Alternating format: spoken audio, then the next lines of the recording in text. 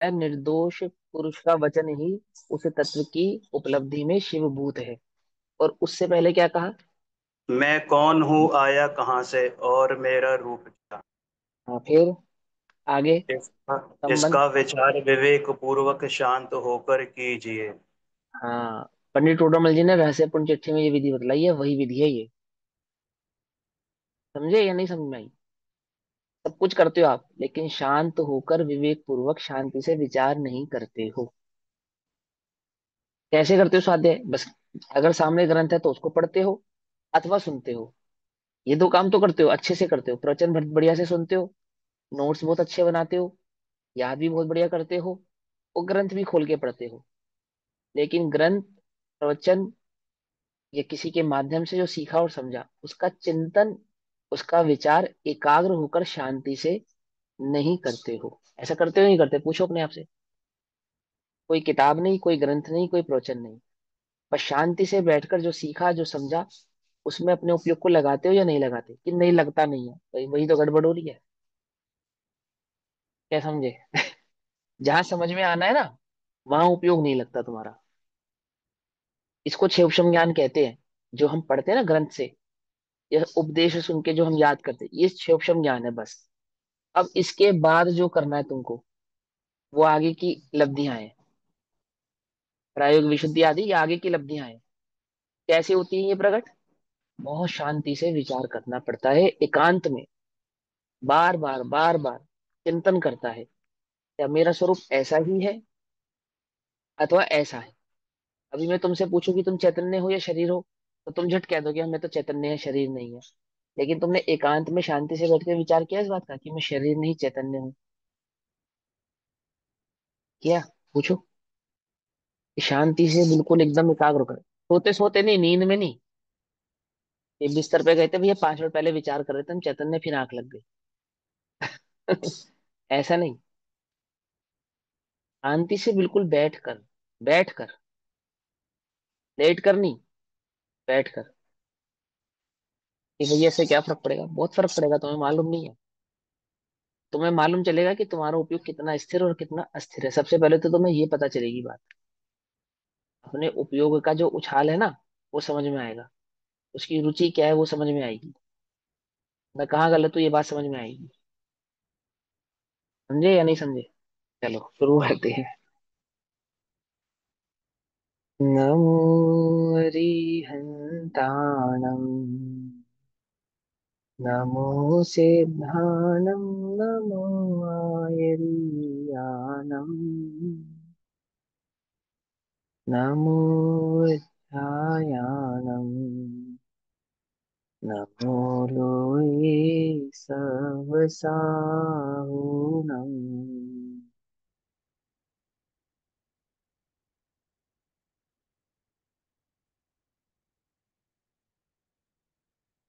मंगलम भगवान वीरो, मंगलम गौतमो गणी, मंगलम कुंद कुंदाद्यो, जैन धर्मोस्तु मंगलम। सर्वमंगल्य मांगल्यम, सर्व कल्याण कारकम, प्रधानां सर्वधर्माणां, जैनम जयतु शासनम्। सर्वव्यापैक चेद्रूप, स्वरूपाय परात्मने, स्वोपलब्धि प्रसिद्धाय, ज्ञानानंदात्मने नमः।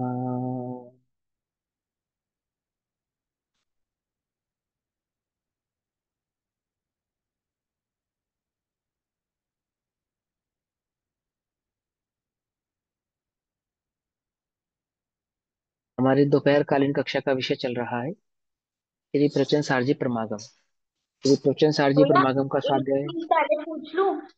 एक हाँ हाँ पूजा में पूछो। लाइन आती है, कीर मरकट सी गहल अनंत, उसका क्या भाव है? कीर मरकट सी गहलोत का मतलब है जैसे बंदर होता है ना, बंदर। मरकट माने बंदर, मरकट का मतलब होता है बंदर।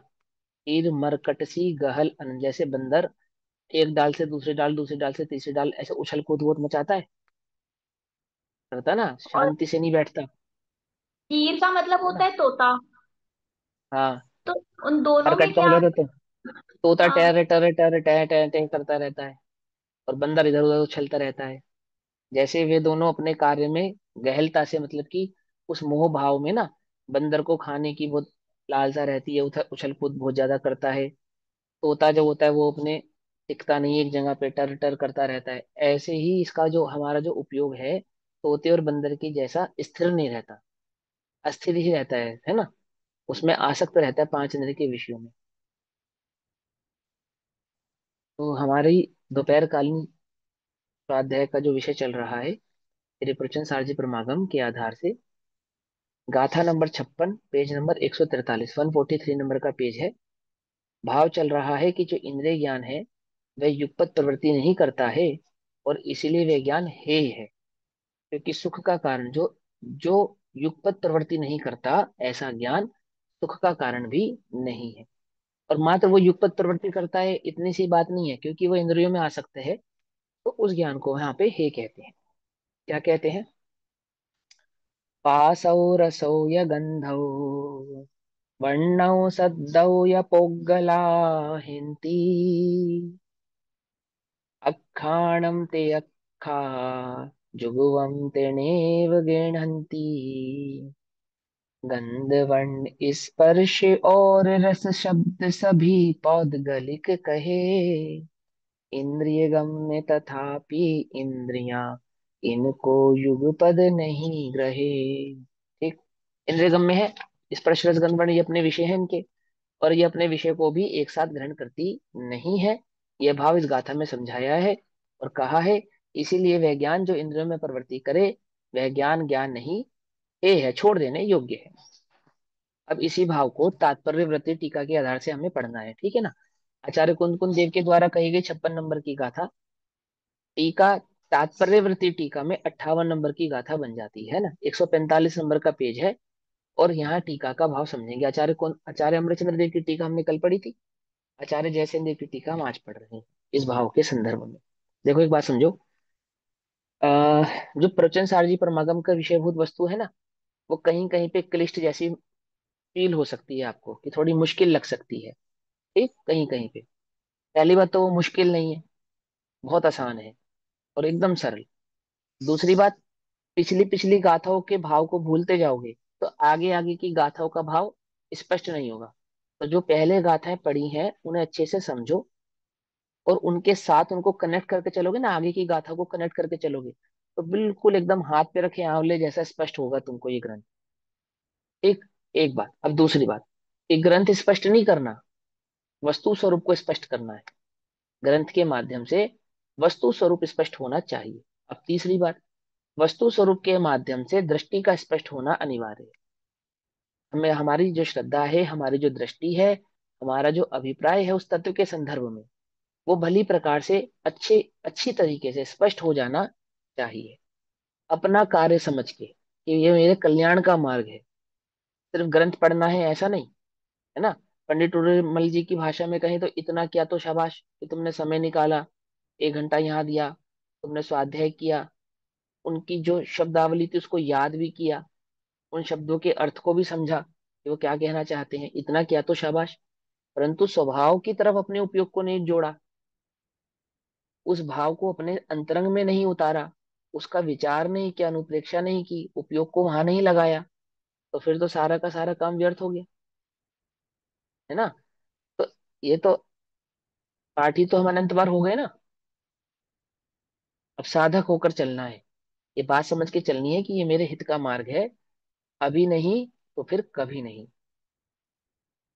ठीक है ना, अभी नहीं तो फिर कभी नहीं। शीघ्र अनुभव कीजिए, कर्ता बुद्धि वाला नहीं कि मुझे तो अनुभव करना है और ये सब, ऐसा नहीं। स्वरूप को समझो भली प्रकार से अच्छे से, तो वह अनुभव प्रकट होता ही है। और अनुभव जब तक प्रकट ना हो तब तक संतुष्ट होना भी नहीं, ये भी याद ध्यान रखना। कोई भी ज्ञानी है ना, वो आपको ये नहीं कहेगा कि अनुभव से पहले आप संतुष्ट हो जाओ, कोई नहीं कहेगा। लेकिन वहां असंतुष्ट रहने का भाव क्या है वह भी समझ में आना चाहिए, और संतुष्ट रहने का परिणाम क्या है वह भी समझ में आना चाहिए। ठीक। श्रीमद रायचंद जी तो कह रहे हैं शीघ्र अनुभव कीजिए, और वहां मन पावत विश्राम बनारसी दास जी भी कह रहे करनी, मन पावत विश्राम अनुभव या को नाम। ठीक है ना, वे भी उसकी प्रेरणा कर रहे हैं आपको। आचार्य कुंद कुंद देव तो घोषणा कर ही रहे हैं 6 महीने की, कि तू कर ले फटाफट काम अपना, है ना। तो आप ऐसे नहीं समझे कि कर्मबद्ध में जब होना होगा तब होगा, बात बिल्कुल करेक्ट है। वो कर्मबद्ध के स्वभाव को समझने वाले को ये बिल्कुल निश्चिंतता है कि जिस पर्याय को जिस समय होना है उसी समय होना है। लेकिन ये निश्चिंतता का वास्तविक भाव यही है कि उसे वस्तु स्वरूप समझ में आ गया है, उसको स्वतंत्रता का भान हो गया है, और स्वतंत्रता का भान ही अनुभूति है। ये भी आपको समझ में आना चाहिए। 145 नंबर का पेज है, क्या कहते हैं। अब चक्षु आदि इंद्रिय ज्ञान रूपादि विषयों को भी एक साथ नहीं जानता है, इस कारण से इंद्रिय ज्ञान हे है ऐसा निश्चय करते हैं। यह जो ज्ञान इंद्रियों में प्रवृत्ति कर रहा है, इंद्रियों में परिवर्तता हुआ यह ज्ञान इंद्रिय के विषय को भी एक साथ जानता नहीं है, इसलिए ऐसा ज्ञान हे ही है। स्पर्श रस गंध वर्ण तथा शब्द पौद्गलिक मूर्तिक होते हैं और वे विषय हैं। इंद्रियां जिसको विषय बनाए, है ना, जिसको अपना, जिसमें अपने उपयोग को लगाए इंद्रियों के माध्यम से ज्ञान, उसको विषय कहते हैं। विषय और विषयी, विषय और विषयी, इंद्रियों का जो विषय है, क्या है इंद्रियों का विषय, कि स्पर्शन का ठंडा गर्म आदि, घ्राण का सुगंध दुर्गंध आदि, रसना का मीठा कड़वा तीखा आदि। तो ये क्या कहलाता है, इंद्रियों का विषय कहलाता है, ये विषय है। किसके विषय है ये, कि ये स्पर्श आदि इंद्रियों के विषय हैं। इंद्रियां इन्हीं को विषय करती है, अर्थात इन्हीं को जानती है। वे इंद्रियां क्या है, वे इंद्रिय रूप कर्ता उन अपने विषयों को भी एक साथ ग्रहण नहीं करते, ना ही जानते हैं। जिस समय स्पर्शन में उपयोग होता है तो अन्य इंद्रियों में नहीं होता, जब घ्राण में होता है तो अन्य इंद्रियों में नहीं होता, चक्षु में होता है तो अन्य इंद्रियों में नहीं होता। एक बार में एक ही इंद्रिय अपने विषय को जानती है, विषय एक यहाँ बात। उपयोग हो जाएगा। विषय। हाँ हाँ, उपयोग हो जाएगा। और वह भी अपने विषय को भी पूर्णतः नहीं जानती। एक इंद्रिय अपने विषय को भी पूर्णतः नहीं जानती, उसको भी कैसे जानती है, खंडित रूप से ही जानती है और अपूर्ण ही जानती है, ऐसा। यहाँ यह अभी अभिप्राय है कि जिस प्रकार सर्व प्रकार से उपादेय रूप अनंत सुख का उपादान कारण रूप केवल ज्ञान, फिर रिपीट करता हूं, आप लोगों को इस पे ध्यान देना चाहिए। ये छोटी छोटी सी बातें हैं, इनको भूल जाने के कारण या नहीं समझने के कारण सैद्धांतिक बातों में छल ग्रहण होता है। बात तो कितनी छोटी सी होगी जो आप नोट करोगे, लेकिन इसके कारण जो सैद्धांतिक भूल होती है वो बहुत बड़ी होती है। क्या भूल होती है, देखो क्या कहते हैं। यहाँ यह अभिप्राय है, किसका अभिप्राय है, आचार्य कुंद कुंद देव का, आचार्य अमृतचंद्र देव का, आचार्य जयसेन देव का। उनका अभिप्राय है, केवलियों का अभिप्राय है। केवलियों का तो अभिप्राय होता ही नहीं। कि वो जो केवलियों के द्वारा कहा गया भाव है उसी का नाम अभिप्राय है, वो जो वस्तु स्वरूप कहा गया है उसी का नाम अभिप्राय है। हमसे वे क्या कहना चाहते हैं, हमसे भगवान ये कहना चाहते हैं, वे केवली वे गणधराचार्य आचार्य भगवान यह कहना चाहते हैं कि जिस प्रकार सर्व प्रकार से उपादेय रूप अनंत सुख का उपादान कारण, आप सुखी होना चाहते हो, सुखी होना चाहते हो कि हाँ हम सुखी होना चाहते हैं, कितना सुखी होना चाहते हो, थोड़ा या बहुत, कि थोड़ा बहुत नहीं पूरा, हमें तो पूरा सुखी होना है। थोड़े बहुत से क्या मतलब, हमें तो पूरा सुखी होना है। तो बोले पूरा सुखी होने का जो उपादान कारण है, दूध मीठा करना है कि हाँ करना है, क्या है उपादान कारण, व्यवहार से, शक्कर, शक्कर, शक्कर के बिना दूध मीठा नहीं होगा। सुखी होना है, बोले हाँ सुखी होना है, किसके बिना नहीं हो सकते, उपादान कारण कौन है, केवल ज्ञान। ये ये सैद्धांतिक बात है कि ज्ञान के बिना सुख होता नहीं है। और हम क्या समझते हैं, ज्ञान नहीं होगा तो मैं सुखी हो जाऊंगा। बोलो क्या है तुम्हारे सुखी होने का मार्ग, कि जब जानना रुक जाएगा तो मैं सुखी हो जाऊंगा, क्योंकि हमारे यहाँ ध्रुव अपरिणामी है ना। क्या समझे, बात समझ में आई या नहीं समझ में आई। छल ग्रहण नहीं करना, ध्यान से समझना क्या कहना चाहते हैं। हम क्या समझते हैं ध्रुव को, जो नहीं जानता वो ध्रुव है, ऐसा नहीं है। एक बात, दूसरी बात, जानने को दुख का कारण मानते हैं हम, और इसके लिए क्या समझते हैं, कि ये आमुक आमुक आमुक को नहीं जानूंगा तो सुखी हो जाऊंगा। तो समझते नहीं समझते हैं? वो क्या कहते हैं कि ऐसा नहीं, केवल ज्ञान जो सब कुछ जानता है वो सर्व सुखी होने का कारण है, ये कह रहे हैं आपसे। एक बात। और दूसरा सैद्धांतिक भूल क्या है, कि आत्मा का सुख लक्षण नहीं है, ज्ञान लक्षण है। ज्ञान से सुखी होता है आत्मा, सुख से ज्ञानी नहीं होता। ये ये दूसरी बात है इसके अंदर। क्या कहते हैं, सुख का उपादान कारण रूप क्या है, सुखी होने का उपादान कारण? बोले सुख, सुखी होने का उपादान कारण तो केवल ज्ञान है। केवल ज्ञान का क्या क्या नाम दिया उन्होंने? शायिक ज्ञान, अतीन्द्रिय ज्ञान, केवल ज्ञान का ये सब नाम है ना। सर्वज्ञ, सर्वज्ञ तो भाव, सर्वज्ञ पन्ना, ये सब केवल ज्ञान के नाम है। केवल ज्ञान वह एक साथ समस्त वस्तुओं को जानता हुआ, फिर कहते हैं वह एक साथ समस्त वस्तुओं को जानता हुआ। अपने ज्ञाकार को जानता है या वस्तुओं को जानता है? कि ज्ञान तो ज्ञान को ही जानता है, क्योंकि ज्ञान में बना ज्ञाकार वो ज्ञान का है, और ज्ञान अपने ज्ञाकार को जानता है, इसलिए वह मात्र ज्ञान को जानता है। ऐसे अर्थ करते हैं ना हम? ऐसे अर्थ करते हैं नहीं करते हैं? हाँ। गलत करते हैं सही करते हैं? कि सही है पर अपेक्षा नहीं पता है, इसलिए भाव गलत ग्रहण करते हैं। समझे? गलत नहीं है, कहा बिल्कुल सही है, लेकिन हमें उसका मर्म नहीं मालूम ना, इसलिए हम समझते गलत है। ऐसा। तो क्या कहा, समस्त वस्तुओं को जानता हुआ जीव के सुख का कारण होता है। ओह, सुख का कारण कौन होता है? ज्ञान सुख का कारण होता है। कौन सा ज्ञान सुख का कारण होता है? अतीन्द्रिय ज्ञान सुख का कारण होता है। वह अतीन्द्रिय ज्ञान कैसा है? कि वह अतीन्द्रिय ज्ञान केवल ज्ञान रूप होने से, अर्थात समस्त भावों को एक साथ जानता हुआ होने से सुख का कारण होता है, ऐसा कह रहे हैं। उसी प्रकार यह इंद्रिय ज्ञान अपने विषय में भी एक साथ जानने के अभाव में सुख का कारण नहीं होता। ये गाथा ये कहना चाहती है कि जो जितना जानता है, अर्थात जो समस्त को जानता है, वो सुखी होता है। जानने वाला सुखी होता है, ये कह रहे हैं। नहीं जानने वाला दुखी होता है। तो ये आत्मा, ये जो जो इंद्रिय ज्ञान है, इसको क्यों दुख कह रहे हैं? कि बोले ये एक साथ समस्त भावों को नहीं जानने के कारण दुखी है ना। अल्टीमेट बात ये कहते हैं कि वो अतीन्द्रिय नहीं है, इसलिए दुखी है। अब अगली गाथा में उस भाव को और स्पष्ट करके समझाएंगे कि अतीन्द्रिय पना माने क्या। अतीन्द्रिय पना माने क्या? वो है अतीन्द्रिय ज्ञान केवल ज्ञान रूप प्रकट होगा ना, और केवल ज्ञान होने पर अनंत सुख प्रकट होगा। क्योंकि हमने ज्ञान में भी अनंत ज्ञान की बात की थी, अब यहाँ सुख में भी अनंत सुख की बात कर रहे हैं। लेकिन सुख की बात भी किसकी अपेक्षा से कर रहे हैं? ज्ञान की अपेक्षा से ही कर रहे हैं, क्योंकि ज्ञान के बिना जीव सुखी होता नहीं है ना। अब यहाँ क्या कहते हैं कि अतीन्द्रिय ज्ञान माने क्या, वो भाव समझाएंगे आपको 57 नंबर की गाथा, तत्व प्रदीपिका के आधार से। अब इंद्रिय ज्ञान प्रत्यक्ष नहीं होता, ऐसा निश्चित करते हैं।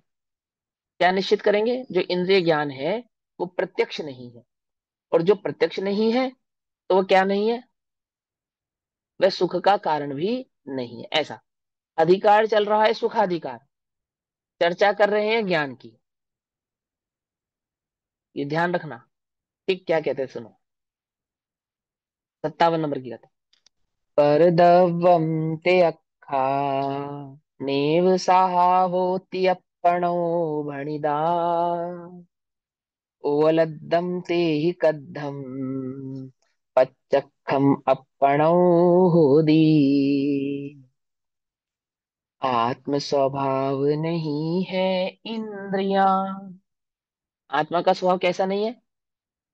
आत्मा का स्वभाव इंद्रियां नहीं है, अर्थात जो इंद्रियों का स्वभाव है, आत्मा का स्वभाव ऐसा नहीं है, ऐसा कहना चाहते हैं। अतः उन्हें पर द्रव्य कहा। किसे पर द्रव्य कहा? इंद्रियों को पर द्रव्य कहा। इंद्रियों को पर द्रव्य कहा अर्थात शरीर को, देह को पर द्रव्य कहा। देह इंद्रियों का ही समूह है ना। तो ये इंद्रिय क्या है? ये पर द्रव्य है।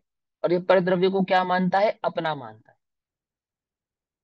और जो इंद्रियों का स्वभाव है, आत्मा का स्वभाव उससे अत्यंत जुदा स्वभाव है। ठीक।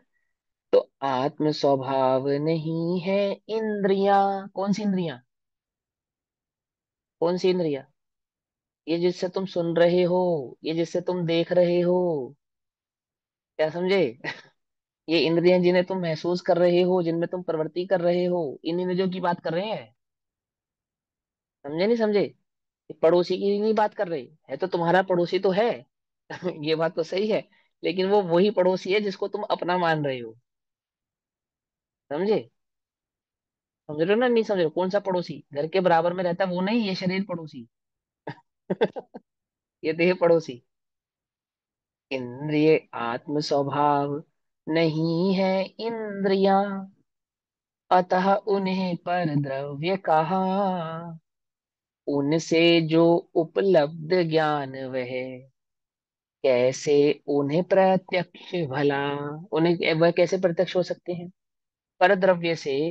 पहली बात तो परद्रव्य ज्ञान का कारण नहीं है। दूसरी बात, परद्रव्य के माध्यम से जो ज्ञान प्रकट होगा वह भी कैसा है कि प्रत्यक्ष नहीं हो सकता। ऐसा कह रहे हैं। चश्मे से आप देख रहे हो और आप कह रहे हो मेरी आंखें ठीक हैं, तो बोले ऐसा नहीं हो सकता। ठीक है ना? ऐसा कह रहे हैं। देखो, उनसे जो उपलब्ध ज्ञान रहे, तो इंद्रियों से ज्ञान उपलब्ध होता है या नहीं होता है? नहीं होता है। लेकिन जो ज्ञान इंद्रियों में प्रवृत्ति करके जानता है, उस जानने को कहा इंद्रियों से उपलब्ध ज्ञान। अब तुमने शास्त्र को इंद्रियों में प्रवृत्ति करके जाना या नहीं जाना? जाना है ना? ये द्रव्य श्रुत है। ये कार्यकारी है या नहीं है? ये भाव श्रुत प्रकट करो तो कार्यकारी है, अन्यथा कार्यकारी नहीं है। समझ में आई बात नहीं समझ में आई? समझ में आती है बात? इंद्रियों से जाना ना। अब मैं जानूं या नहीं जानूं, अब तो हमें ये बता दूं, क्योंकि आप तो कहते हो इंद्रिय ज्ञान प्रत्यक्ष नहीं है, परोक्ष है, दुख का कारण है। तो ये शास्त्र आदि में पढ़ूं या नहीं पढ़ूं? क्योंकि ये तो मैं इंद्रियों से ही पढ़ सकता हूँ। कान से ही सुन सकता हूँ, आंख से ही देख सकता हूँ। अब इंद्रियों में प्रवृत्ति नहीं करूंगा तो जानूंगा कैसे? कि यदि तू इंद्रियों में प्रवृत्ति नहीं करने की कसम खाता है तो मत सुन। क्या कहा? यदि तू इंद्रियों में प्रवृत्ति नहीं करने की कसम खाता है, तो बिल्कुल भी सुनने की तुझे आवश्यकता नहीं है, बिल्कुल पढ़ने की आवश्यकता नहीं है, तुझे छूट है। समझ में? ये बात नहीं समझ में? और तू इंद्रियों की प्रवृत्ति नहीं छोड़ता है, तो सुन और पढ़। क्या सुनूं और क्या पढ़ूं? कि इंद्रिय तेरा स्वभाव नहीं है, यह सुन और यह पढ़। समझ में? ये बात नहीं समझ में? है ना? छलनी ग्रहण करना क्या कहते हैं, सुनो ध्यान से। वे इंद्रियां परद्रव्य है। कौन सी इंद्रियां? वे। वे माने, वे माने ये। ठीक है ना? वो तो प्रत्यक्ष अनुभव कर रहे हैं अत्यंत भिन्न, इसलिए वे कह रहे हैं। जो लिख रहे हैं ना, वो तो इस देह को अपने से अत्यंत भिन्न अनुभव कर रहे हैं। वो तो कह रहे हैं वे इंद्रियां। और हम कैसा अनुभव कर रहे हैं, इसलिए हमें कह रहे हैं ये इंद्रियां। समझे नहीं समझे? ये इंद्रियां परद्रव्य है। परद्रव्य है, ये जो इंद्रियां हैं ये परद्रव्य है। ये मन, ये आंख, ये नाक, ये कान, ये देह, ये शरीर, ये रसना आदि ये परद्रव्य है। परद्रव्य है ये, परद्रव्य। जैसे अपने शरीर का वस्त्र परद्रव्य है, ऐसे ही अपने आत्मा पे पड़ा हुआ ये शरीर रूपी वस्त्र ये परद्रव्य है, ऐसा कह रहे हैं। अभी तो शरीर पे पड़े हुए वस्त्र को ही परद्रव्य स्वीकारते नहीं हम। स्वीकारते नहीं स्वीकारते? बोलो कि नहीं भैया कैसी बात करो, शरीर के वस्त्र को तो हम परद्रव्य स्वीकारते हैं। कि अगर तुम्हारे वस्त्र की हम बुराई कर दें अभी तो तुम्हें किसकी बुराई लगती है, परद्रव्य की या अपनी? किसकी लगती है? किसका अपमान लगता है? परद्रव्य का अपमान लगता है या अपना अपमान लगता है? हम्म? आप वस्त्र की बात करते हो भैया, तो हमारी गाड़ी की भी बुराई कर दोगे, घर की भी बुराई कर दोगे, वो तो हम तो भी हमें अपना अपमान लगेगा। तो जो अत्यंत पर है, अभी तो हम उन्हीं को पर नहीं समझते। है ना? ये देह जो एक तरफ गाय संबंध है, इसको कैसे पर समझेंगे? समझना पड़ेगा भाई क्या कहते हैं। वे इंद्रिय परद्रव्य है, उन्हें आत्म स्वभाव रूप नहीं कहा है। वे आपके स्वभाव रूप नहीं है, मेरे स्वभाव रूप नहीं है, निज स्वभाव रूप नहीं है। मैं, मेरा, निज, इसी का नाम आत्मा है। ठीक है ना? आत्मा माने मैं, मेरा या निज। मालूम? व्याकरण में आत्मज और आत्मजा, जो मेरा हो सो आत्मज, मुझसे उत्पन्न हुआ हो, और जो मुझसे उत्पन्न हुई हो सो आत्मजा। तो आत्मा का मतलब हो गया मैं। आत्मा का मतलब हो गया मैं, मेरा, निज, इसका इसी को कहते हैं आत्मा। तो आत्म स्वभाव रूप यानी कि मेरे स्वभाव रूप नहीं है। क्या नहीं है? ये इंद्रिय। और इनके द्वारा ज्ञात आत्मा का प्रत्यक्ष कैसे हो सकता है? इनके द्वारा जो आत्मा जानता है वह जानना प्रत्यक्ष कैसे हो सकता है? तो कहते हैं जो केवल आत्मा के प्रति ही नियत हो। 146 नंबर का पेज, आचार्य अमरचंद्र देव की टीका। और बहुत, मैं तो बहुत रीझा इस शब्द पे, क्या लिखा उन्होंने, जो केवल, ओनली, सिर्फ आत्मा के प्रति ही नियत हो। नियत माने, नियत माने समर्पित हो। समझ में आई बात? नियत, नियत हो माने समर्पित हो, किसके प्रति? अपने प्रति। जो ज्ञान सिर्फ अपने प्रति ही, ज्ञान के प्रति, ज्ञान स्वभाव के प्रति, निज चैतन्य के प्रति ही समर्पित हो, वही ज्ञान वास्तव में प्रत्यक्ष है। क्या कहा? ज्ञान का नियत होना, समर्पित होना। समर्पित होने का मतलब क्या है? बोलो भैया। ज्ञान तो सपर प्रकाशक है, स्वभाव के प्रति समर्पित कैसे होता है? अपने प्रति समर्पित कैसे होता है ज्ञान? उपयोग का उपयोग नहीं पर लगता आत्मा को। वो समर्पित तो श्रद्धा होती है। हमने तो श्रद्धा को समर्पित सुना था, हमने तो चारित्र को समर्पित सुना था। ये ज्ञान कैसे समर्पित होता है? ये समर्पित तो ज्ञान ही होता है। समझाते हम श्रद्धा से है, तो हमने कहा श्रद्धा समर्पित हुई। क्या कहा? समझे या नहीं समझे? देखो सुनो, एक लड़के ने एक लड़की को देखा, तो लड़के ने देखा या आंख ने देखा? है, लड़के ने देखा या आंख ने देखा, किसने देखा? आंख ने देखा, ज्ञान ने देखा। हाँ, अरे देखो ऐसा कह रहे हैं वो। तो आंख को सजा मिलेगी या लड़के को सजा मिलेगी? लड़के नहीं देखने की जो देखा ना, सजा मिलेगी। हाँ, समझे? अभी समझे ना आत्मा बात तो ध्यान लड़के से। में व्याप्त है। हाँ, कि देखने की अपेक्षा से भले ही आंखों ने देखा, पर वो देखने वाला और देखने से भिन्न नहीं होने के कारण, अभिन्न होने के कारण, वह लड़का ही है जिसने देखा। आई बात समझ में? नहीं समझ में? ऐसे ही ज्ञान आत्मा का मूल लक्षण है। ज्ञान ही आत्मा है, आत्मा ही ज्ञान है। और ज्ञान की उस श्रद्धा माने ज्ञान के उपयोग, ज्ञान का स्वयं के प्रति नियत होना, अर्थात अपने प्रति श्रद्धा रखना, समर्पित होना, ज्ञान का अपने प्रति समर्पित होना, उसको हम श्रद्धा से समझाते हैं। देखने को हम आंख से समझाते हैं, परंतु वह श्रद्धा ज्ञान से कोई जुदी वस्तु है ऐसा नहीं है। पकड़ में ही बात? नहीं पकड़ में? ये बात समझ में आती है तुमको? आत्मा की अखंडता समझ में आती है? कि आत्मा को खंडित होके ही विचारते हो? कि वो श्रद्धा करेगी, वो चारित्र करेगा, वो वीर्य करेगा, वो सुख करेगा, और मैं तो सिर्फ ज्ञाता हूँ। ऐसे ही है ना? कि जो कुछ करेगा वो ज्ञान करेगा, जो कुछ करेगा वो ज्ञान करेगा।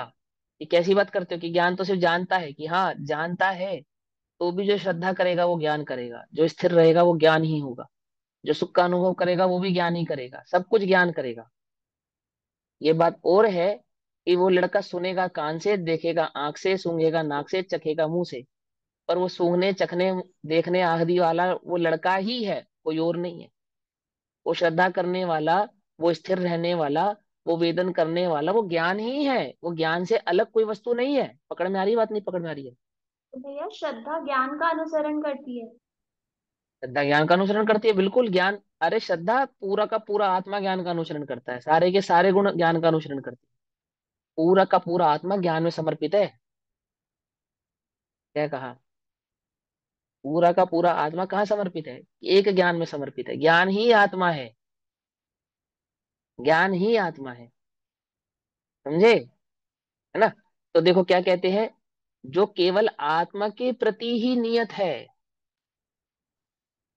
अर्थात जो ज्ञान सिर्फ और सिर्फ अपने चैतन्य स्वभाव के प्रति समर्पित है, जिसका अहमपना अपने चैतन्य भाव के साथ है, जो अपने ही भाव को भोग रहा है, जान रहा है, देख रहा है, अपने में अपनापन स्थापित किए बैठा है, ऐसा वह ज्ञान वास्तव में प्रत्यक्ष है। प्रत्यक्ष ज्ञान की क्या क्वालिटी है?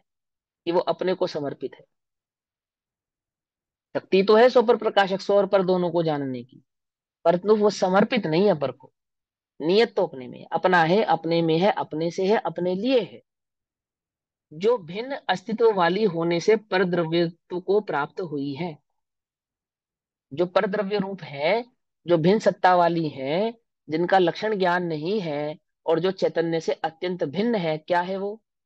ये देह, ये देह जिसको हम इंद्रियां कहते हैं, ठीक है ना। और आत्म स्वभाव को किंचित मात्र स्पर्श नहीं करती। क्या कहा? जैसा आत्मा का स्वभाव है, इस देह का स्वभाव किंचित मात्र भी ऐसा नहीं है, किंचित मात्र भी। जो आत्मा के स्वभाव को किंचित मात्र भी स्पर्श नहीं करती, अर्थात जिनके दोनों के स्वभाव अत्यंत भेद वाले हैं, अत्यंत भिन्न स्वभाव वाले हैं। ये रही मूर्तिक पदार्थों को जानने वाली, वो भी क्रम से और वो भी अधूरा। और एक मैं रहा जो इंद्रिय तीन्द्रिय आदि समस्त पदार्थों को एक साथ युगपत जानने वाला, है ना, और अनंत सुखी होने वाला। अब ये तो सिर्फ आपको समझाने के लिए कहा, इंद्रिय का तो इंद्रिय तो जानती ही नहीं है। हमने कहा जानने वाली, तो इंद्रिय जानती नहीं है, अर्थात इंद्रियों के माध्यम से जो ज्ञान प्रवृत्ति कर रहा, तो इंद्रियों के माध्यम से जो जाना ना, तो हमने कहा इंद्रियों से जानने वाली। जैसे तुम चश्मे से देखते हो या नहीं देखते हो? चश्मे से देखते हो ना, ऐसे हम इंद्रियों से जानते हैं, बस। आ गई बस समझ में? चश्मे से देखते हो या आंखों से देखते हो? आंखों से देखते हो। ऐसे ज्ञान से जानते हो या इंद्रियों से जानते हो? ये ज्ञान से जानते हैं। लेकिन आंखें देखती हैं, चश्मे का सहारा लेती हैं, तो हम कहते हैं चश्मे से देखते हैं। ऐसे ज्ञान जानता है, इंद्रियों का सहारा लेता है, तो हम उस ज्ञान को इंद्रिय ज्ञान कहते हैं। ठीक। तो आत्म स्वभाव रूप किंचित मात्र भी नहीं है ये इंद्रियां, ये देह, ये शरीर, आत्म स्वभाव रूप किंचित मात्र भी नहीं है, किंचित मात्र। ऐसी इंद्रियों के द्वारा वह इंद्रिय ज्ञान उपलब्धि करके, ऐसी इंद्रियों के निमित्त से पदार्थों को जानकर जो ज्ञान उत्पन्न होता है, अर्थात जो ज्ञान प्रवृत्ति करता है, ज्ञान जो इंद्रियों के माध्यम से, इंद्रियों के मीडियम में, इंद्रियों में प्रवृत्ति करता है, इसलिए वह इंद्रिय ज्ञान आत्मा के लिए प्रत्यक्ष नहीं हो सकता, क्योंकि इंद्रिय प्रत्यक्ष भाव को जानने में असमर्थ है ना। लाल चश्मा लगा के अन्य रंग देखना क्या है? असंभव है। लाल चश्मा लगा के जगत में अन्य रंगों को देखना क्या है? असंभव है। ऐसे ही इंद्रियों में प्रवृत्ति कर कर इस लोकालोक के स्वरूप को जान पाना, तो प्रत्यक्ष जान पाना, यह असंभव है। युगपत जान पाना यह असंभव है, नहीं हो सकता। भावार्थ, जो सीधा आत्मा के द्वारा ही जानता है वह ज्ञान प्रत्यक्ष है। इंद्रिय ज्ञान परद्रव्य रूप इंद्रियों के द्वारा जानता है, इसलिए वह प्रत्यक्ष नहीं है। वो ज्ञान जो इंद्रियों में प्रवृत्ति कर रहा है, अर्थात परद्रव्य में प्रवृत्ति कर रहा है और परद्रव्य में प्रवृत्ति कर जान रहा है, सो वह ज्ञान प्रत्यक्ष ज्ञान नहीं है, ऐसा समझा। अब क्या कहते हैं इसी भाव को तात्पर्य वृत्ति टीका में आचार्य जयसेन देव समझाते हैं। आचार्य कुंदकुंद देव और आचार्य अमरचंद्र देव की भाव का क्या तात्पर्य है, वो क्या कहना चाहते हैं हमसे, उसको और स्पष्ट करते हैं। यहाँ ये गाथा 59 नंबर की गाथा बन जाती है। गाथा नंबर है 57, 57। तात्पर्य वृत्ति टीका में हो गई ये गाथा 59। ठीक। किसी को समझ में नहीं आ रहा हो तो समझो, समझना, प्रश्न पूछना, है ना, अधूरा छोड़ के नहीं चलना। अब इंद्रिय ज्ञान प्रत्यक्ष नहीं होता, इस प्रकार निश्चय करते। अब हमने ये करणान योग आदि में और अन्य ग्रंथों में भली प्रकार से समझा है कि दो प्रकार के ज्ञान होते हैं, एक प्रत्यक्ष और परोक्ष। और हमने इंद्रिय ज्ञान को समव्यवहारी प्रत्यक्ष पढ़ा है अथवा परोक्ष भी पढ़ा है ना। यहाँ इसकी सिद्धि कर रहे हैं कि किस प्रकार से तो इंद्रिय ज्ञान परोक्ष है और किस प्रकार से परोक्ष होने के कारण वह सुख का कारण भी नहीं है। अर्थात वह ज्ञान जिसने इंद्रियों में अहमपना करके इंद्रियों के द्वारा प्रवृत्ति की है, कैसा है वह ज्ञान कि वह सुख का कारण नहीं। अब जिन ज्ञानियों ने इंद्रियों से ये जाना, क्या जाना कि ये ज्ञान यतीन्द्रिय ज्ञान ही सुख का कारण है और इंद्रिय ज्ञान सुख का कारण नहीं है, तो उन ज्ञानियों ने इंद्रिय प्रवृत्ति छोड़ी या नहीं छोड़ी? बोलो। उन ज्ञानियों ने अपने उपयोग को इंद्रियों से हटाया या नहीं हटाया? हटाया। कहाँ लगाया? कि जहां उस ज्ञान का लगना चाहिए वहां लगाया। सीधी सी बात, पकड़ में ही बात। और कैसे लगाया? स्वरूप को समझ के, स्वभाव को समझ के भली प्रकार से लगाया। ठीक है ना। क्या कहते हैं अब इंद्रिय ज्ञान प्रत्यक्ष नहीं होता है, इस प्रकार निश्चय करते हैं। वे प्रसिद्ध अक्ष अर्थात इंद्रियां पर द्रव्य है। अक्ष का अर्थ देखना और जानना भी होता है। तो जो इंद्रियों के द्वारा जाना गया उसको अक्ष, इंद्रियां जानने वाली। वे प्रसिद्ध अक्ष जो इस लोक में प्रसिद्ध है कि मैं आंख से देखता हूँ, कान से सुनता हूँ, नाक से सूंघता हूँ, स्वाद चखता हूँ, अथवा ठंडा गर्म आदि महसूस करता हूँ। ये प्रत्यक्ष है ना, इस लोक में प्रसिद्ध है ना, ये बात प्रसिद्ध है या नहीं है कि हाँ प्रसिद्ध है, स्पर्शन से छूना आदि ये सब प्रसिद्ध है। ये सभी के सभी पर द्रव्य भाव हैं, ये पर द्रव्य हैं। किसके पर द्रव्य है? कि आत्मा के लिए ये पर द्रव्य है। पुद्गल, पुद्गल के लिए तो स्वद्रव्य है, परंतु अन्य पांच द्रव्यों के लिए पर द्रव्य है। क्योंकि यहाँ पे अन्य पांच द्रव्यों से मुझे क्या लेना, प्रवृत्ति तो इसमें निज रूप से मैं कर रहा हूं ना। तो मेरे लिए ये जो देह आदि इंद्रियां हैं, ये जो शरीर है, ये क्या है? ये पर द्रव्य है। यह है जो विशुद्ध दर्शन ज्ञान स्वभाव आत्मा का है। क्या कहा? यह है जो विशुद्ध, विशुद्ध माने बिना मिलावटी, में कोई मिलावट नहीं है। कैसा है आत्मा का विशुद्ध दर्शन ज्ञान स्वभाव, अर्थात जानना और देखना। ठीक, जानना और देखना, तो दर्शन ज्ञान स्वभाव आत्मा का है। दर्शन गुण, ज्ञान गुण, ये तो आत्मा के गुण है। ये कोई पुद्गल के परद्रव्य के तो गुण नहीं है, तो चैतन्य के गुण है। तो तत्संबंधी स्वभाव निश्चय से इंद्रियों का नहीं कहा है। तो ज्ञान संबंधी, दर्शन संबंधी जो स्वभाव है, तत्संबंधी माने ज्ञान दर्शन संबंधी जो स्वभाव है, वो तो पक्की बात हो गई, वो तो आत्मा का है, वो तो पुद्गल का कहा ही नहीं गया। तो शरीर का तो हो नहीं सकता। और मुझे क्या भ्रम है कि मैं आंख से देखता हूं और अन्य इंद्रियों से जानता हूं। समझ नहीं, बात नहीं समझ में। और यहाँ क्या कह रहे हैं कि वो तो परद्रव्य है, और ज्ञान दर्शन तो आत्मा के गुण है, और मैं तो आत्मा हूँ, और देह तो मुझसे भिन्न है, ये तो परद्रव्य है। तो ये जो जानना और देखना है, ये इंद्रियों का कैसे हो सकता है? तो इंद्रियों का नहीं हो सकता। तो फिर क्या कहा? प्रश्न, किस कारण से इंद्रियों का नहीं कहा है? क्यों कहते हो आप इंद्रियों का नहीं? क्योंकि हम इंद्रियों से जानता हुआ देखता हुआ तो इस लोक में जीव को देख ही रहे हैं। आप कैसे कह सकते हो कि इंद्रियों का नहीं है, अर्थात इंद्रियों से ज्ञान नहीं है? क्योंकि अगर जिसके पास आंखें नहीं है, जगत में वो देख नहीं सकता। जिसके पास कान नहीं है, जगत में वो सुन नहीं सकता। ऐसा तो हम प्रत्यक्ष ही देखते हैं।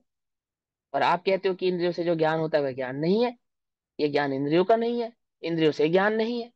ऐसे कैसे कह दिया आपने? तो सुनो भैया, हम किस अपेक्षा से कह रहे हैं, हमारी अपेक्षा सुनो। ये ज्ञान इंद्रिय क्यों नहीं है? क्योंकि भिन्न अस्तित्व से रचित होने के कारण इंद्रियों का जो अस्तित्व है वो भिन्न है, यानी कि पौद्गलिक है। और ज्ञान का जो अस्तित्व है वह आत्मिक है, ज्ञान दर्शनमय है, सूक्ष्म है, अमूर्तिक है। इंद्रिया मूर्तिक है, स्थूल है। होने के कारण उन्हें इंद्रियों का नहीं कहा। अर्थात दोनों की जाति भेद है, जाति भिन्न है, भाव भिन्न है, स्वभाव भिन्न है, गुण भिन्न है। एक तो हम इसलिए इसको इंद्रियों का नहीं कहते, पहला कारण तो ये समझो। यदि तुम स्वभाव से निश्चय करने बैठोगे, नक्की करने बैठोगे, तो तुम्हें ये बात अवश्य ही ज्ञात हो जाएगी कि इंद्रियों का स्वभाव भिन्न है और ज्ञान का स्वभाव भिन्न है। इंद्रियां एक परद्रव्य रूप से हैं और ज्ञान एक अन्य द्रव्य रूप से है। वो एक निज चैतन्य ज्ञायक भाव रूप से है, जो ज्ञान दर्शन है। और जो अन्य इंद्रियां हैं वो सारी पौद्गलिक होने से उद्गल स्वरूप है। पहला कारण तो ये। अब दूसरा कारण भी सुनो। जो पंच इंद्रिय की विषयभूत वस्तुएं हैं, तथापि जो इंद्रियों के माध्यम से जाना जा रहा है, तथापि दूसरी बात जो तुमने प्रश्न किया, क्या प्रश्न किया? कि हमने लोक में ये देखा कि जिनके पास आंख नहीं है वो देख नहीं सकते, जो कान है वो सुन नहीं सकते, ये ऐसा हमने देखा। तो तथापि फिर भी जो ज्ञान इंद्रियों में प्रवृत्ति कर रहा है, जिन इंद्रियों से तुम देख रहे हो, जिन इंद्रियों से तुम सुन रहे हो, अथवा जिन इंद्रियों से तुम जान रहे हो, तो इन इंद्रियों के जो विषय हैं उन विषय भूत को भी वे इंद्रिय द्वारा उपलब्ध या ज्ञात हैं। वे वस्तुएं आत्मा के प्रत्यक्ष कैसे हैं? अर्थात किसी भी प्रकार से वे आत्मा के प्रत्यक्ष नहीं है। क्या कहते हैं? कि प्रत्यक्ष तो उसको कहते हैं जो डायरेक्ट हो, जो इनडायरेक्ट हो उसको प्रत्यक्ष कैसे कह सकते हैं? अब तुमने जो आंख से जाना वो तुमने प्रत्यक्ष जाना, ये हम कैसे कह सकते हैं? क्योंकि प्रत्यक्ष होने के लिए तो बात डायरेक्ट होनी चाहिए, मीडिएटर नहीं होना चाहिए बीच में। क्या कहा? समझ में? बात नहीं समझ में? आपने अपने दूध के माध्यम से हमें कथन करवाया, तो वो प्रत्यक्ष कथन कैसे हो गया? किसी अन्य की बात सुनकर आपने कहा कि आमुक व्यक्ति ने ऐसा कहा है, तो क्या तुमने प्रत्यक्ष सुना है? कि नहीं, मैंने प्रत्यक्ष नहीं सुना, आमुक को कहते हुए सुना था कि आमुक ऐसा कह रहा था। समझे नहीं समझे?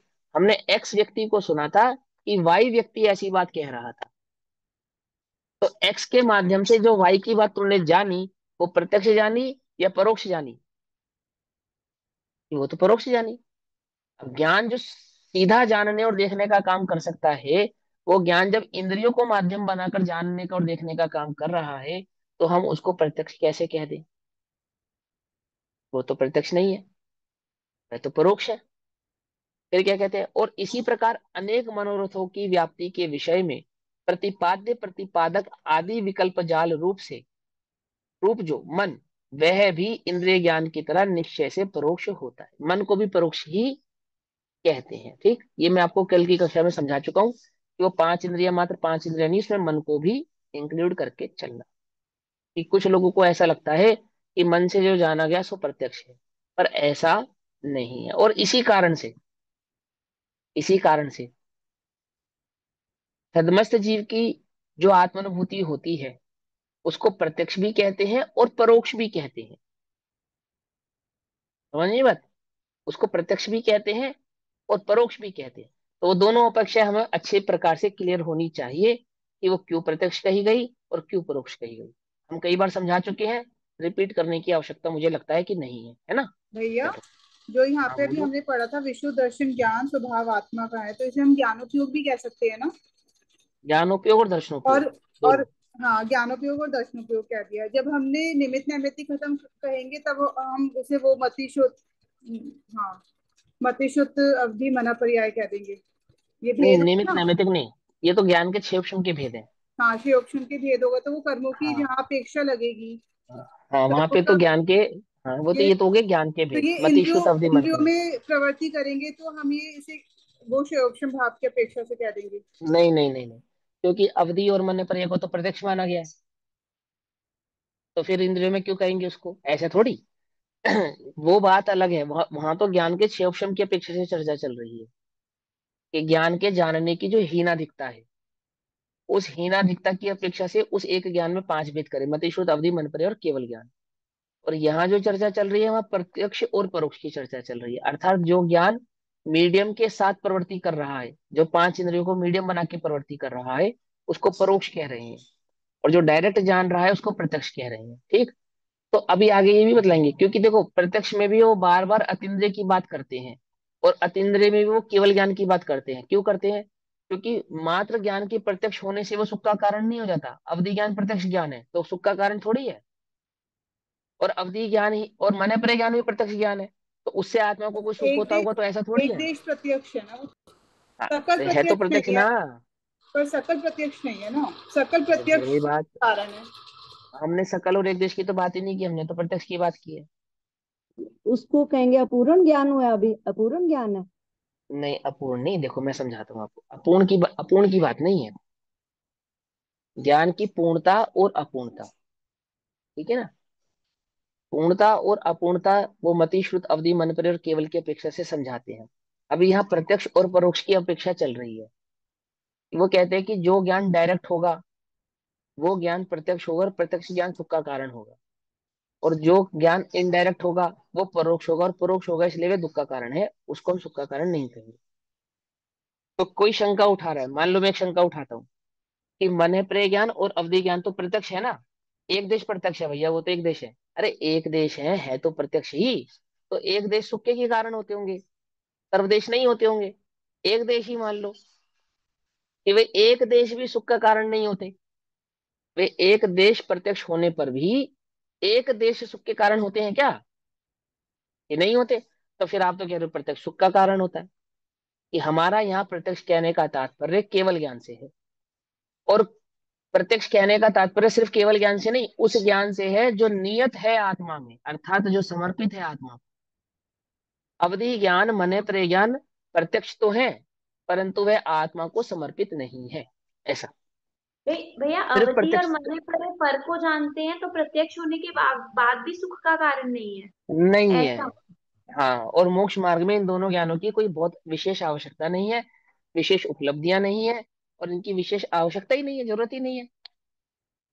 ठीक है ना? हो जाए तो हो जाए, नहीं हो तो नहीं हो जाने से कोई विशेष कुछ काम होता होगा कि कुछ भी नहीं होता, कुछ भी विशेषता नहीं आती। भैया उपयोगी क्या ही नहीं है। वो हाँ, दोनों ज्ञान मत, जो वो दो मन परय और अवधि ज्ञान तो रूपी पदार्थ के बारे में जानते हैं, उससे हमारा क्या फायदा होने वाला है? कुछ भी वही नहीं। वही तो चर्चा चल रही है ना। हाँ देखो यहाँ अभी रूपी, देखो अब जैसे आपने कहा रूपी पदार्थ को जानते हैं, पर जानते तो प्रत्यक्ष ही है। हाँ, प्रत्यक्ष जानते हैं लेकिन उससे फायदा तो कुछ नहीं।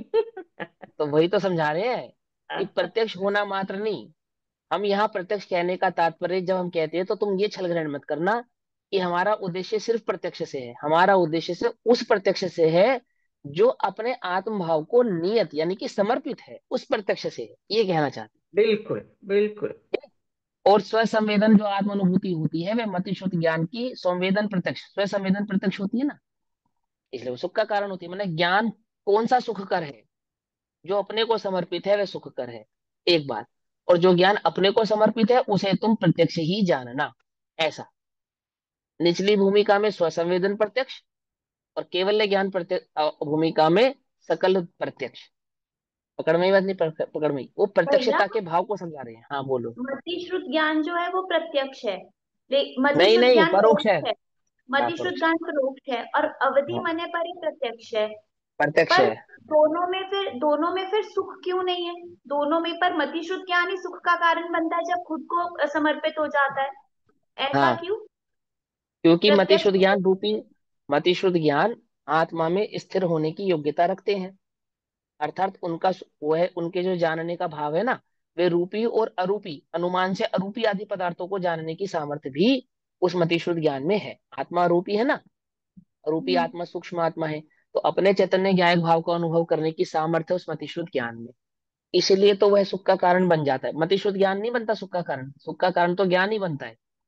लेकिन वहां जो मतिशुद्ध से प्रवृत्ति कर रहा है वह ज्ञान भी सुख कर या सुख की उपलब्धि का कारण बनता है। लेकिन कौन नहीं बनता? अवधि और मन प्रिय में तो आत्मानुभव होने का कोई भेद ही नहीं। क्यों नहीं है? क्योंकि उन दोनों ज्ञान की प्रवृत्ति रूपी पदार्थ मात्र में ही होती है, अरूपी पदार्थों में नहीं होती है ना। आ गई बात समझ में?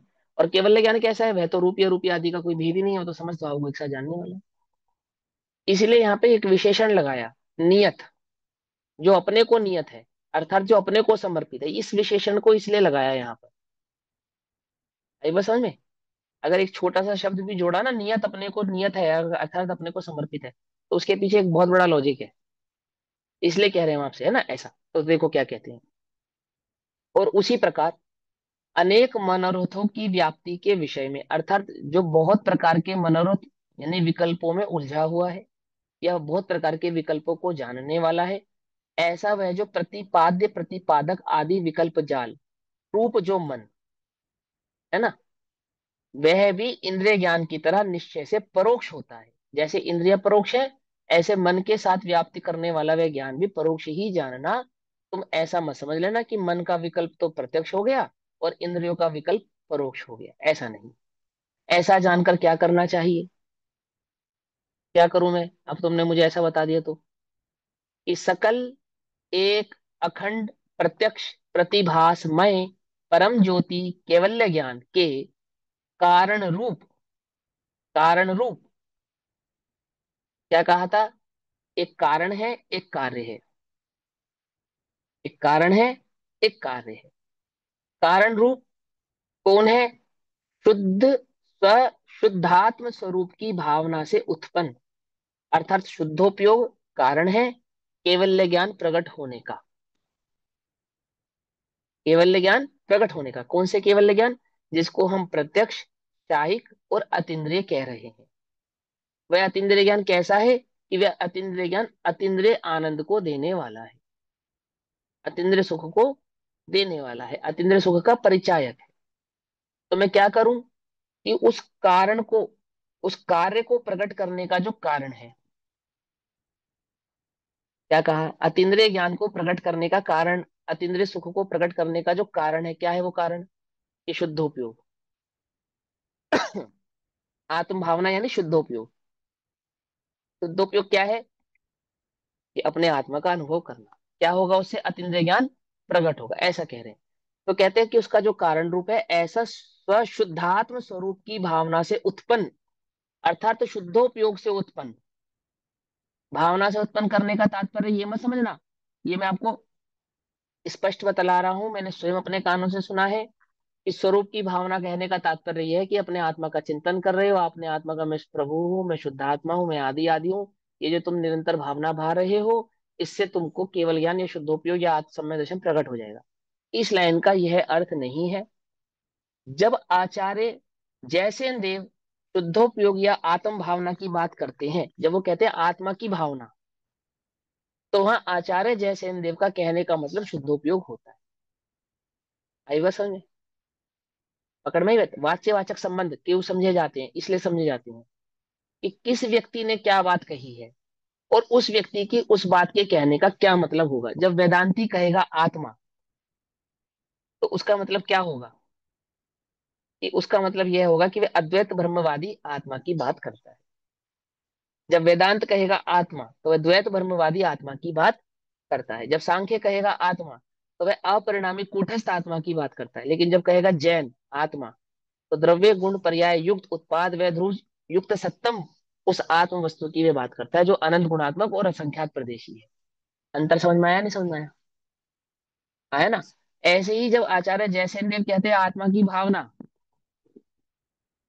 तो उनका कहने का मतलब होता है शुद्धोपयोग। ठीक? क्या कहते हैं वे? तो शुद्ध आत्म स्वरूप की भावना से उत्पन्न, क्या उत्पन्न है? परम आह्लाद। परम आह्लाद मतलब वह ज्ञानानंद, ज्ञानानंद निराकुल भाव, उसका नाम है परम आह्लाद। एक लक्षण रूप आह्लाद उसका लक्षण है। आह्लाद माने निराकुलता, शांति उसका वह लक्षण है। कैसा है वो? कि सुखानुभूति आकार परिणति रूप। कैसा है आकार उसका? सुखानुभूति रूप जिसका आकार है। आकार माने स्वरूप। रूप। हाँ, आकार माने चित्र नहीं। ठीक है ना? हाँ, स्वरूप। अब देखो, सुख का क्या आकार बनाओगे आप? अगर आकार का अर्थ आकार ही लगेंगे तो क्या अर्थ बनाओगे आकार का? और कोई कहेगा कि वो आत्मा का आकार ही सुखाकार है। अरे ऐसा नहीं मेरे भाई, आकार का मतलब स्वरूप। ठीक? तो सुखानुभूति स्वरूप, उसको क्या कहा? सुखानुभूति आकार। परिणति, परिणति माने वह जो उपयोग का परिणमन हो रहा है, वह जो उपयोग अपने स्वभाव का अनुभव कर रहा है, परिणति रूप। रागादि विकल्पों की उपाधि से रहित, है ना? अर्थात निर्विकल्प।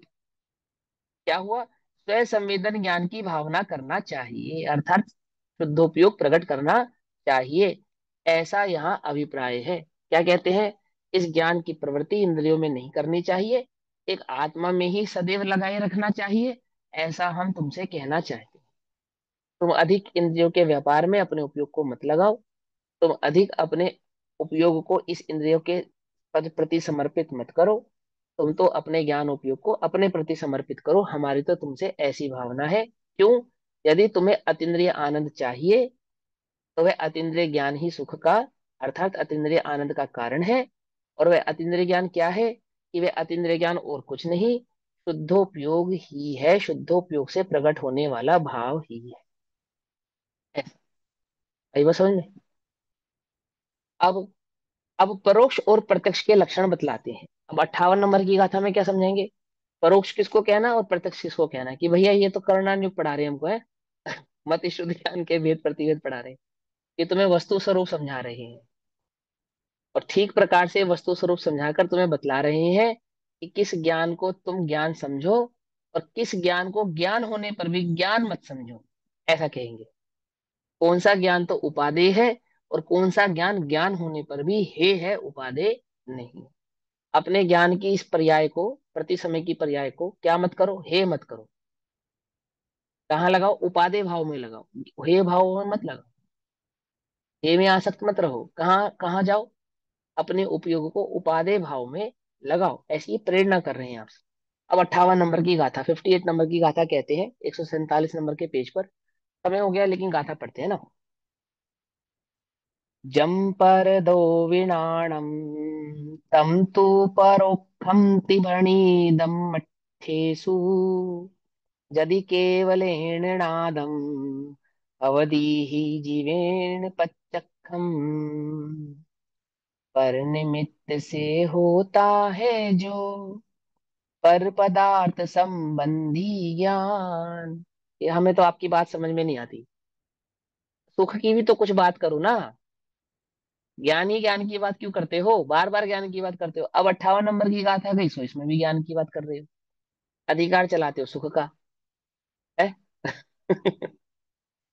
कि ज्ञान ही सुख है। सुखा ज्ञानानंदात्मने नमः। मैं ज्ञानानंद स्वभावी हूँ। समझे। ज्ञानानंद। वास्तविक ज्ञान, ज्ञान का स्वभाव तो क्या है, आनंदमय है, निराकुलता है। और इसीलिए जो ज्ञान निराकुल नहीं है उसे अज्ञान कहते हैं। क्या कहा। मिथ्या ज्ञान को क्या कहते हैं, अज्ञान। अज्ञान माने ज्ञान नहीं। अमाने नहीं आत्मज्ञान ही ज्ञान है, शेष सभी ऐसे से अज्ञान। सभी अज्ञान, वो ज्ञान नहीं है ना। तो वहां सुखाधिकार में भी इसलिए ज्ञान की ही बात करते हैं। क्या कहते हैं, पर निमित्त से होता है जो, पर पदार्थ संबंधी ज्ञान, है परोक्ष जो जीव मात्र से, ज्ञात वही प्रत्यक्ष सुज्ञान। ठीक। तो ये भाव क्या कहना चाहते हैं ये हम कल पढ़ेंगे, अभी समय हुआ। तब तक के लिए सभी को जय जिनेन्द्र। ओम नमः सिद्धेभ्यः। भैया वो पढ़ोगे भावना की जिनवाणी बात सिद्धि। चल रही थी ना, तो हाँ बहन जी। श्री का भजन है ना, आत्म भावना भावता जीव लहे रे केवल ज्ञान रे। ज्ञान, है हाँ ना, हाँ। वो अनुभव वो की इसी बात। टीका से आया है। वो इसी हाँ टीका हाँ से आया है, वो भजन जो बहन श्री का बनाया है, वो इसी टीका से बनाया है। आचार्य हाँ। जयसेन देव की जो टीकाएं हैं उसमें आत्म भावना का अर्थ ही शुद्धोपयोग है। हम्म।